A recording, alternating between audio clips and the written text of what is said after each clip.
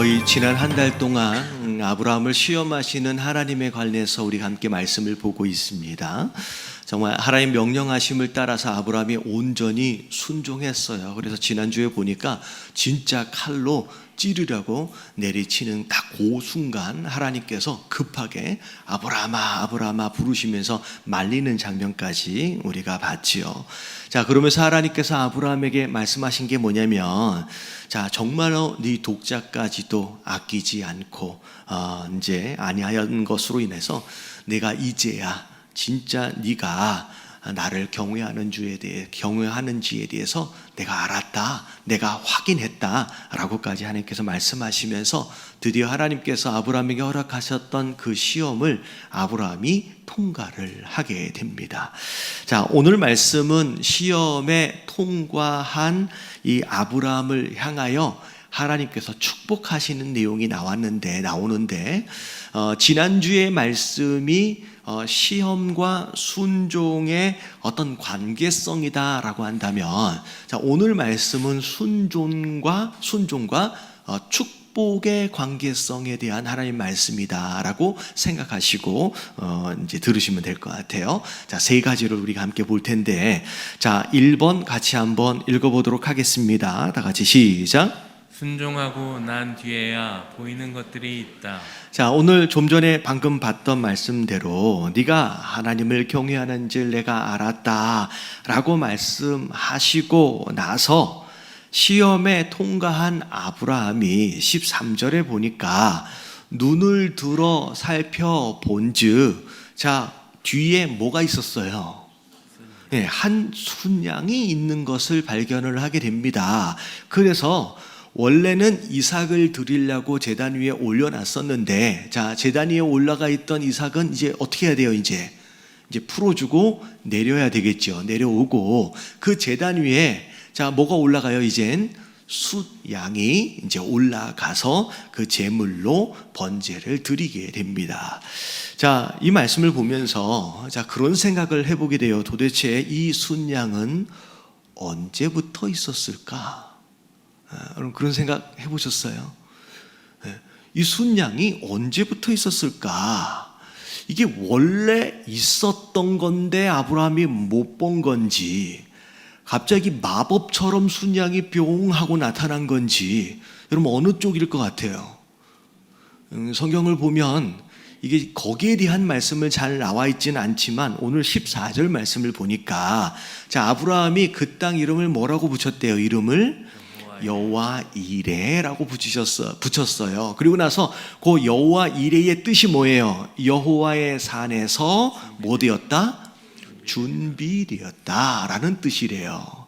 다시 말하면 하나님이 준비하신 거예요. 어찌 보면 갑자기 나타난 것일 수도 있지만 사실 문맥상의 전개를 쭉 볼 때에 여러분 이 순양은 처음부터 거기 그냥 있었던 거예요. 누가 준비하신 거예요?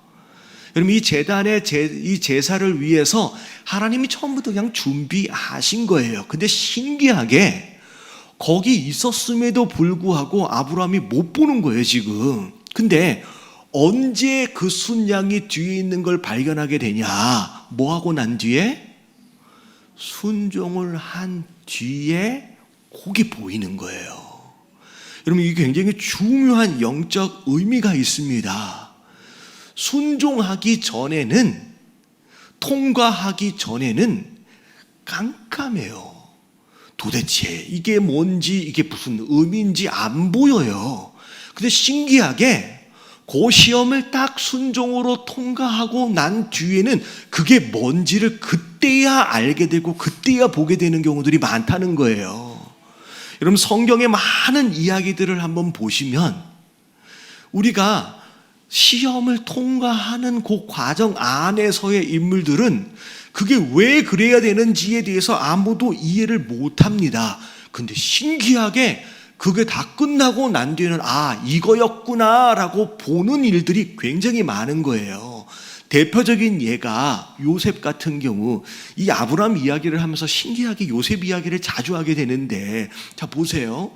자, 요셉이 노예로 팔려가는 이 상황 가운데서 자기가 왜 노예로 팔려가는지 알았어요? 몰랐어요?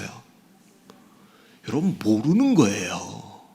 여러분, 하나님이 말씀해 주시지도 않았잖아요. 그러니까 모르는 거예요. 답답한 거예요. 내가 왜 노예로 지금 팔려가야 되지? 근데 팔려가고 나서 억울하게 누명을 쓰고 감옥에 갇힐 때에도 자기가 왜 감옥에 갇혀야 되는지 알아요? 몰라요? 몰라요. 근데 나중에 그 모든 시험의 과정들이 순종으로 다 통과를 하고 난 뒤에 총리가 딱 되고 보니 그제서야 보이는 거예요. 여러분, 깨달아지시길 주님의 이름으로 축원합니다. 여러분, 중간에 우리가 하나님한테 아무리 말씀해 달라고 해도요, 여러분, 희한하게 하나님은요 자세하게 잘 말씀해 주시지 않는 경우가 더 많습니다. 언제까지? 우리가 순종으로 이 시험을 통과할 때까지 하나님 말씀해 주시지 않는 경우들이 더 많아요.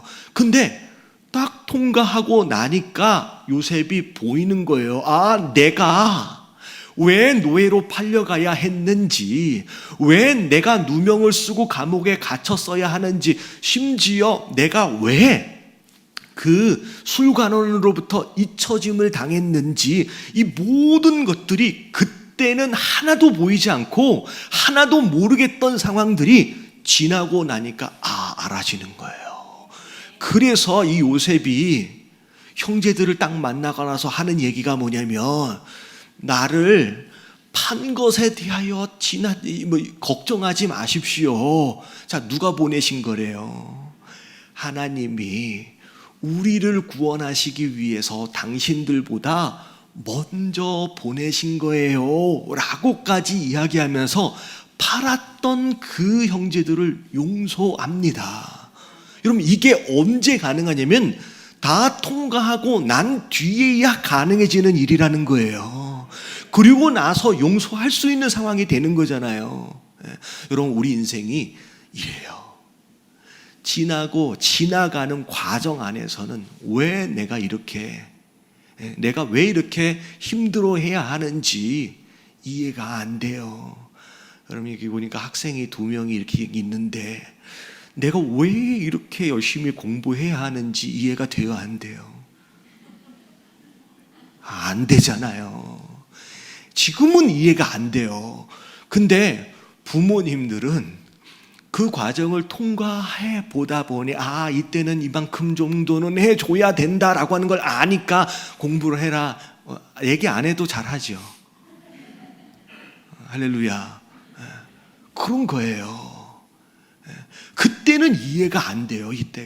그때는 사실 이 말씀을 준비하면서 그런 생각을 했어요. 저희가 이제 이번에 다음 주가 7주년이잖아요. 와, 벌써 7년이나 됐네요. 사실 7년 전 저기 신한은행 6층이었던 것 같은데 몇 층이었는지도 기억이 안 나네요. 거기에서 40평 빌려가지고 그 40평 안에 잠옷실도 있었고 제 사무실도, 교육자 사무실도 있었고 거기에 부엌도 다 있었어요. 그 40평 안에. 그렇게 해가지고 오밀조밀하게 그렇게 시작됐었던 것이 7년 전 이야기입니다. 사실 녹본동에서 이제 목회를 하다가 갑자기 강제 철거를 당하는 상황들이 있었죠. 정말 맨 처음에 그 용역들 무섭더라고요. 한 180, 190의 건장한 이만 등치들이 들어와가지고 막 다 부시고 막 끌어내고 하는 상황이 되니까 내 인생에 이런 것도 경험을 하네 라고 놀랐어요. 근데 그때는 이해가 안 가는 거예요. 그때 마음속에는 하나님 좀 막아주셔야 되는 거 아닌가요? 그런 마음이 있는 거예요. 근데 그 모든 상황을 지나갈 때는 왜 하나님이 우리 교회에게 제 인생에 이런 일들을 허락하시는지 이해가 안 돼요. 안 보여요, 그때는. 근데 그것이 다 지나고 나서 여기 와서 보니, 지나고 난 뒤에 보니 그때 그래야만 했던 이유가 보이더라는 거예요. 그때는 안 보이는데. 그러면서 또 말씀을 준비하면서 무슨 생각을 했냐면, 우리가 건축을 하려고 지금 몇 년째인지 모르겠습니다. 사실 쉽지는 않아요. 뭐 생각보다 또 시간이 또 지연되는 부분들도 많이 있습니다. 그러면서 하나님 주신 마음이 뭐냐면 그런 마음이 있어요. 아유, 좀 빨리 좀 끝냈으면 좋겠는데, 빨리 좀 이제 해결이 됐으면 좋겠는데, 근데 여러분 지금은 왜 그렇게 하시는지에 대하여 이해가 안 돼요. 그리고 중간에 지금 제가 공개해서 말씀드리긴 어렵지만 또 중간에 건축이 진행되어지는 가운데 우리 리더십들이 좀 이 재직들이 좀 기도했던 부분들이 있었어요. 하나님, 그것만큼은 좀 됐으면 좋겠습니다. 근데 그게 중간에 또 안 됐어요. 그게 뭐 큰 일은 아닙니다. 뭐 이렇게 염려할 만한 일은 그게 안 됐어요. 왜 하나님 그걸 왜 안 이루셔서 주시지? 막 마음이 되게 힘들었어요. 사실 그날 제가 이제 법원에서 딱 나오면서 마음이 너무 힘들었는데, 여러분 이게 지나고 난 뒤에 이걸 믿음으로 잘 통과하고 난 뒤에 하나님께서 보여주시는 것이 있을 줄 믿습니다. 여러분 하나님은 언제나 오르세요. 전지하시고 전능하신 그분은 항상 우리에게 더 좋은 것을 준비하신 줄로 믿습니다. 하지만 지나가는 우리는 모르는 거야. 그러니까 너무 답답한 거예요. 여러분 지나갈 때까지 여러분 답답하시더라도 여러분 포기하지 마시고 끝까지 이 믿음의 경주를 순종으로 완주하시는 저와 여러분들 되시길 주님의 이름으로 축원합니다. 사실 이 말씀 오늘 맨 마지막 부분에 붙여진 것처럼의 말씀이 있는데, 아브라함이 시험에 통과하고 축복도 받고 그리고 나서 정착을 하잖아요. 근데 누군가가 아브라함 이제 그 형제들의 누가 아이를 낳았다라고 하는 소식을 전해줬다는 이야기가 20절부터 24절까지 쭉 나와요. 어떻게 보면 아브라함의 가족 족보처럼 쭉 이름들이 나열이 되는데, 왜 다음 장으로 넘어가기 전에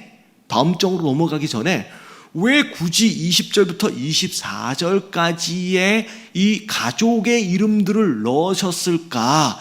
여러분 이 이름 안에 눈에 딱 들어오는 한 사람 인물이 있어요. 자, 누가 들어와요? 이게 제가 색깔로 표시해 줬잖아요. 리브가가 딱 들어와 있어요. 여러분 이 구절은 굳이 집어넣은 이유가 뭐냐면, 자, 다음 장부터 누구의 시대가 시작이 돼요? 사실 이삭의 시대가 시작이 돼요.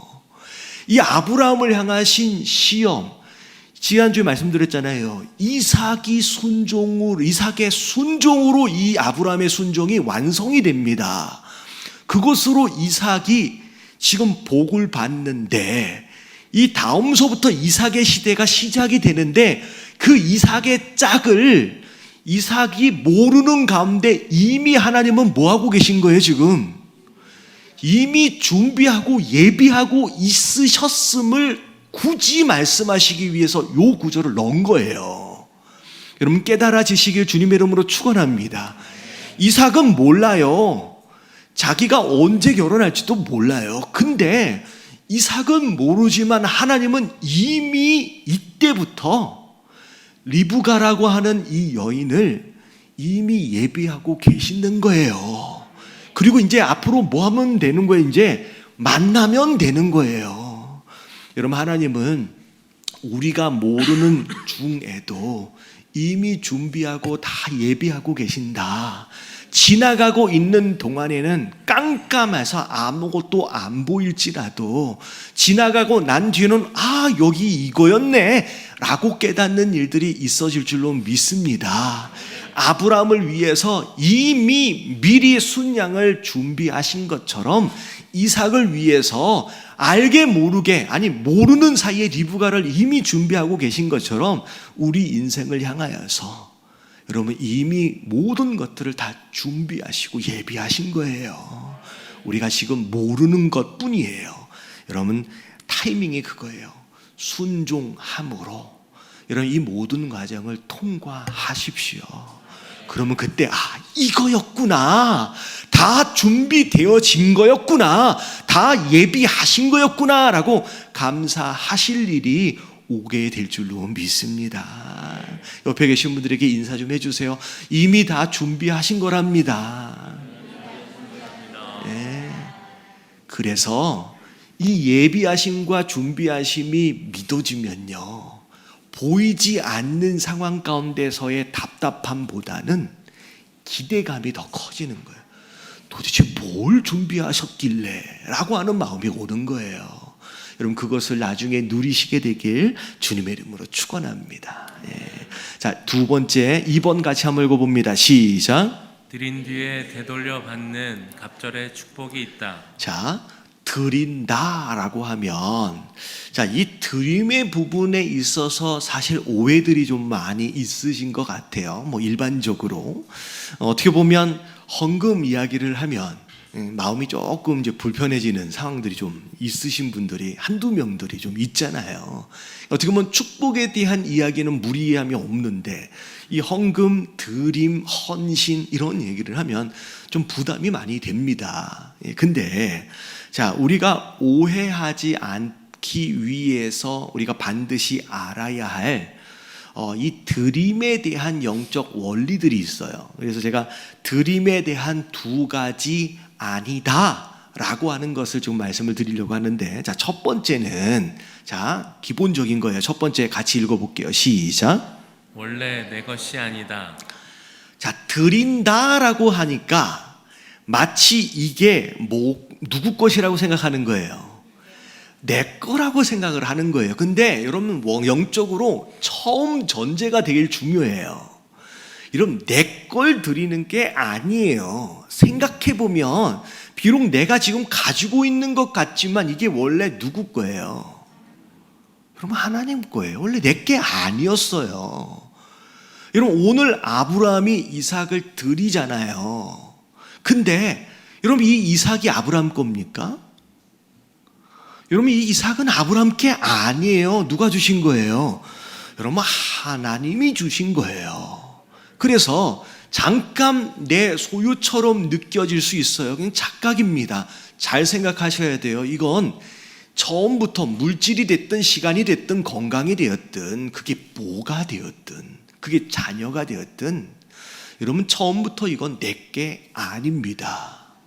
여러분, 이것을 먼저 정립하실 수 있어야 돼요. 왜냐하면 나라고 하는 존재 자체도 누구로부터 온 거예요? 하나님께로부터 비롯된 것이기 때문에 그 어떤 것도 내 것이라는 것 자체가 없어요. 자, 이게 기본적인 전제예요. 근데 난 도저히 믿음이 없어서 이 부분이 참 인정이 되기 쉽지 않다라고 한다면, 그렇잖아요? 그렇다라고 한다면 최소한 두 번째만큼이라도 우리가 기억해야 합니다. 자, 2번 같이 한번 읽어볼게요. 다 같이 시작. 뺏으려고 하심이 아니다. 자, 하나님께서 우리에게 드리라라고 말씀하시는 건 뭐 하려고 하신 게 아니에요. 뺏으려고 하는 게 아니라는 거예요. 사실 우리가 아브라함 이야기를 처음부터 끝까지를 지금 다 보고 있잖아요. 그래서 전지적 독자의 시점으로 우리가 이 말씀을 보고 있어요. 이 이야기들을. 결론을 보니까, 자, 하나님께서 아브라함에게서 이삭을 빼앗으시려고 지금 드리라고 바치라고 하신 게 아닌 걸 우리는 알잖아요. 그리고 오늘 말씀에 쭉 이어져서 보니까 단순히 그냥 하나님은 아브라함 안에 우선순위를 그냥 확인하길 원하신 것일 뿐이지, 그게 확인이 되고 나서 16절서부터를 보면 이삭뿐만이 아닌 그 이후에 이 아브라함의 씨에 대한 축복들을 어마어마하게 부어주십니다. 자, 보세요. 16절을 보니까 내가 이같이 행하여 내 아들 내 독자도 아끼지 아니하였은즉, 자, 내가 내게 큰 복을 주겠다. 내 씨가 크게 뭐 하겠다? 여러분, 이삭 하나가 아닌 거예요. 풍성하게 번성하게 하나님 채우시는데, 심지어 뭐에 비유하시냐면 하늘의 별 같고 바다의 모래 같고, 여러분, 셀 수도 없을 만큼의 어마어마한 번성을 축복하신다는 거예요. 그리고 자, 그 다음에 내 씨가 내 대적의 성문을 차지할 것이다. 그리고 내 씨가, 그 다음 말씀에 이게 지금 나와 있지는 않은데 18절 쭉 밑을 보면 너의 씨로 말미암아 천하 만민이 복을 받게 될 것이다. 여러분, 이건 누구에 대한 이야기냐면 예수님에 대한 이야기예요. 그러니까 아브라함의 씨 그 후손들 안에서 인류를, 이 세상을 구원할 진짜 복을 모든 만민에게 미칠 수 있는 영향력의 그분이 아브라함 씨에서 나오는 거예요. 여러분, 이 이야기를 보면 하나님께서는 이삭을 빼앗으시려 한 것이 목적이 아니라 뭐 하시길 원하시는 거예요? 더 부어주시길 원하시는 거예요. 자, 우리가 생각해 보세요. 우리 아이들 이렇게 있으면 뭐 이제 초등학교 정도만 생각을 해보세요. 그러면 아이스크림 이렇게 먹고 있으면 아빠가 그런 얘기를 합니다. 아빠 한 입만. 정말로 그 아빠가 이 아이스크림이 너무 먹고 싶어서 지금 이 아이스크림을 안 먹으면 내가 마음이 너무 힘들 것 같아서 그 아이스크림을 먹으라고 한 입만 할까요? 아니에요. 우리 아빠들은 좀 달라요. 요즘 아빠들은. 여러분, 이 요즘 아빠들이라 할지라도 여러분, 이게 진짜 먹고 싶어서 이 달라는 게 아니에요. 뭘 확인하길 원하는 거예요. 아빠를 향한 마음을 확인하고 싶은 마음이 있는 거예요. 비록 장난으로 앙 해가지고 많이 먹을 수 있지만, 요즘 아빠도 좀 그런 자잖아요. 근데 여러분, 이 아이스크림 100개도 사줄 수 있어요. 할렐루야. 그럼 그 마음을 보길 원하는 거예요. 어쩌면 앙 하고 많이 먹어 드셔버렸는데 그럼에도 불구하고 그냥 웃는다라고 한다면 아마 그 아빠는 되게 미안할 거야. 그래서 야, 내가 더 사줄게 라고 더 주실 거야. 여러분, 하나님을 우리가 아버지의 마음으로 생각해 볼 필요가 있는 거예요. 여러분, 이 이삭, 그나마 하나 낳은 이 이삭을 진짜 벼룩의 간을 빼먹는다고 이걸 빼앗으려고 하나님 그러시는 분이 아니에요. 여러분, 더 부어주시려고, 더 채워주시려고. 그래서 마태복음 19장 29절 말씀 같이 읽어봅니다. 다 같이 시작. 또 내 이름을 위하여 집이나 형제나 자매나 부모나 자식이나 전토를 벌인 자마다 여러 배를 받고 또 영생을 상속하리라. 예. 집이나 형제나 자매나 부모나 자식이나 전토, 우리 인생에서 너무나도 중요한 겁니다. 없으면 되게 불편해요. 없으면 안 되는 존재들이잖아요. 근데 이것을 뭐 하는 자마다? 버린 자마다. 버린다라고 하는 이 표현 자체가 충분히 오해할 만한 표현이에요. 근데 중요한 건 뭐냐면 그 뒤에 뭐라고 나와 있어요. 자, 그걸 드리면 자, 어떻게 된대요? 여러 배를 받는데요. 하나님이 그걸 챙기시는 분이 아니에요. 그걸 빼앗으시려는 분이 아니에요. 여러 배를 주시려는 분이에요. 심지어 영생을 상속받는다. 이건 영적 축복까지를 덤으로 얻는 거예요. 그래서 아브라함에게 영적 축복, 가장 큰 영적 축복은 아브라함 씨에서 예수님이 나시는 거예요. 구원자가 태어나는 거예요. 이게 얼마나 큰 축복이에요.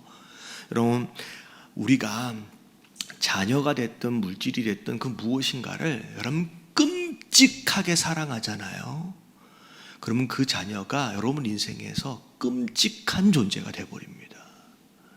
그 물질이 여러분 인생에서 끔찍한 존재가 돼버려요. 그래서 하나님이 오히려 그것을 놔라라고 자유함을 주시고 그 자유함 속에서 배로 부어주시는 축복을 예비하신 거예요.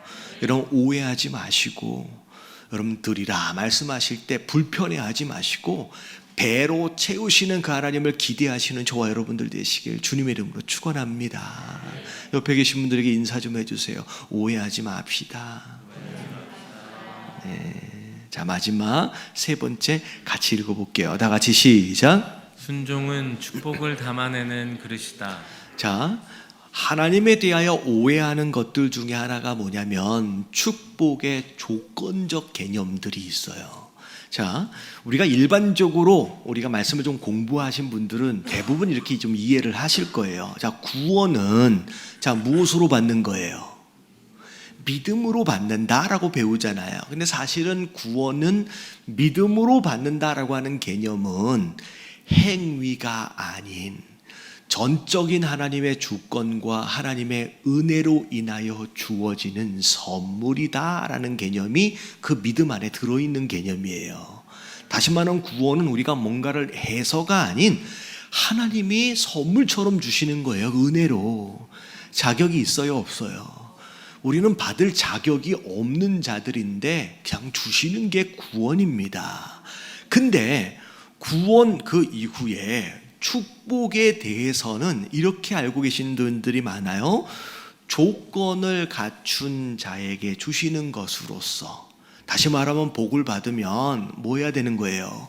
복 받을 짓을 해야 한다라고 하는 개념으로 이해를 하시는 분들이 상당히 많습니다. 그리고 실제로 신명기의 말씀을 보면 이 축복에 관련하여 조건적 개념이 있어요. 자, 신명기 28장 1절부터 2절까지의 내용을 보면 같이 읽어봅니다. 시작.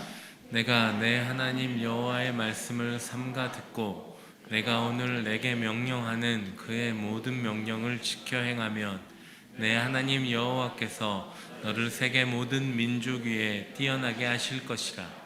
내가 내 하나님 여호와의 말씀을 청종하면 이 모든 복이 내게 임하며 내게 이르리니.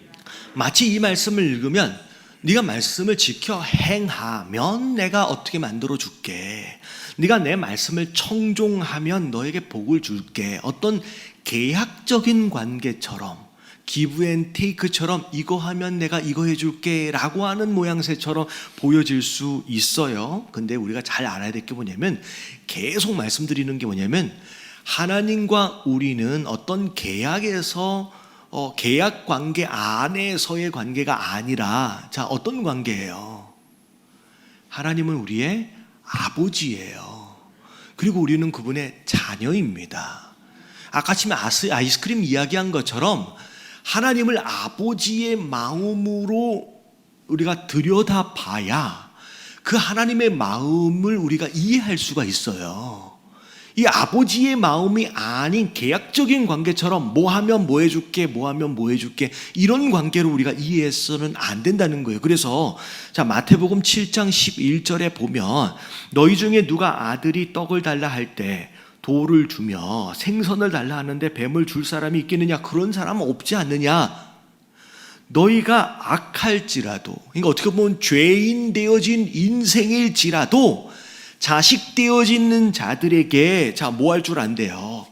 좋은 것을 주고 싶은 게 부모의 마음이지 않느냐? 죄인도 그런 마음이 있다는 거예요. 죄인인 우리 인생도 자녀들에게만큼은 좋은 것 주고 싶은 거예요. 근데 하물며 하늘에 계신 너희 누구께서? 아버지께서예요. 여러분, 계약관계가 아니에요. 아버지께서예요. 그래서 구하는 자에게 좋은 것으로 주시지 않겠느냐라고 말씀하시는 거예요.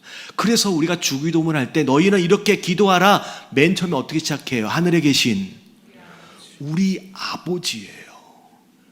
여러분, 아버지가 자식들에게, 자녀들에게 어떤 마음을 가지고 있느냐?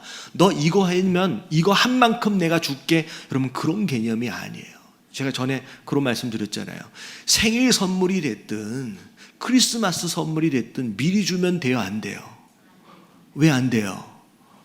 여러분, 그때 또 줘야 돼요. 왜냐면 이거 생일 선물이야 라고 한 몇 주 전에 줘보십시오. 그러면 생일날 아무것도 안 주고 있으면 딱 쳐다봅니다. 그때 또 뭔가 또 줘야 돼요. 그러니까 미리 주면 안 돼요. 근데 미리 사두면 이걸 주고 싶어 안달이 나요. 누구의 마음이에요? 이 아버지의 마음이에요. 여러분, 하나님은요 이미 이만큼 예비하시고 준비하신 분으로서 솔직히 아버지의 마음으로서 주시고 싶어서, 죄송합니다만 이런 표현이 오히려 맞는 것 같아요, 안달이 나신 분이에요. 여러분, 깨달아지시길 주님의 이름으로 축원합니다. 우리가 원하는 것보다 하나님은 더 주시고 싶어서 안달이 나신 분이에요. 왜냐하면 가지신 분이잖아요. 이미 예비하신 분이잖아요. 주고 싶어서 밤잠을 못 주무시는 분이에요. 이해되어지시죠? 자, 근데 왜 순종을 요구하실까? 자, 순종은 뭘 확인한다 그랬어요? 이 순종을 통하여 우선순위를 확인하는 거예요. 여러분, 온전하게 세워진 우선순위가 곧 축복을 담아내는 그릇이 됩니다. 다시 말하면 우선순위가 먼저 확립이 안 되면 부어주시는 복이 독이 돼요. 그것 때문에 많은 사람이 맞는 거예요. 그래서 대부분 복권을 사서 어마어마한 일확천금이 갑자기 들어온 사람들의 대부분이 다 어떻게 돼요? 파산을 하는 이유는 뭐가 아직 준비가 안 된 거예요. 그릇이 준비가 안 된 상황 가운데서 지나치게 많은 돈이 들어오니까 그냥 그걸로 오히려 망하는 거예요. 그래도 돈 들어왔으면 좋겠지요.